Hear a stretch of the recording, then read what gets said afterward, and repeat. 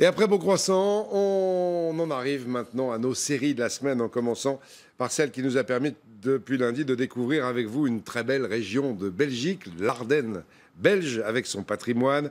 On s'est promené dans ses forêts, on a découvert son jambon, un magnifique petit train à vapeur, il y a plein de choses, la ville de Dinan. Mais qui dit Ardenne belge dit aussi royaume de la bière, bien sûr. Du côté de Chimay, Guillaume Desplanques est anguilloire. Des perles d'eau sur la bouteille, un verre légèrement incliné pour obtenir une jolie mousse. La bière est en Belgique ce que le vin est en France, une institution. Ce maître brasseur de l'abbaye d'Aulne est intarissable sur ce breuvage à base d'orge, d'eau, de houblon et de levure. Cette levure va donner encore un peu plus d'amertume donc pour les gens qui le veulent. Généralement, donc, ce que l'on fait, donc, le fond de la bouteille, donc, on le mélange et à la fin, donc, on vient justement donc transmettre toute cette levure donc à la bière, ce qui donne un léger trouble. Oui. Frédéric puise son inspiration dans les ruines de cette abbaye cistercienne. Il marche sur les pas des moines, qui autrefois brassaient eux-mêmes leur bière. Grâce à de minutieuses recherches, il a retrouvé leur recette.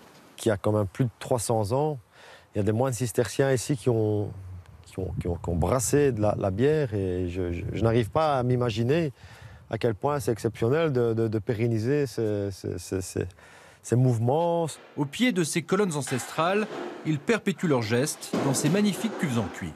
Ce n'est pas comme certaines bières industrielles qui sont brassées, je vais dire, par des robots, par des machines, par toute une série d'outillages, machinerie. Ici, on a vraiment encore une fusion. C'est fusionnel, en fait. On a une fusion entre la matière et l'homme, et l'humain. En 1900, il n'existait pas moins de 3000 brasseries. Aujourd'hui, face à la concurrence des sodas, elles ne sont plus que 150 à perpétuer ce patrimoine. Cette microbrasserie accueille un musée qui rend hommage à ce passé brassicole. Il y avait une personne qui se mettait là et qui manipulait cette charrette à bras pour livrer les cafés dans les villages avec des fûts de 200 litres. Donc c'était des forces de la nature. Il faut s'imaginer que ces personnes étaient excessivement puissantes et costauds. Arrière-petit-fils de brasseur, Frédéric a confié l'art de la fabrication de la bière à ce géant des Ardennes. Bière d'abbaye, bière trappiste élaborée par les moines, cette boisson typiquement belge offre une incroyable diversité de couleurs et de saveurs. On est réputé par nos bières, pas spécialement au niveau de la quantité, mais au niveau de la qualité et surtout au niveau de la diversité. Alors on a une certaine fierté d'être le pays de la bière. En Belgique, déguster une bière avec modération, c'est avant tout un moment de partage et de convivialité. C'est aussi un patrimoine à préserver. Et autant en France, il y a la culture du vin, et en Belgique, nous, on brasse de la bière. Et ça, c'est ce que nous, on aime bien, et on a toujours été élevés dans cet agabi-là, enfin, dans cet environnement-là, on va dire.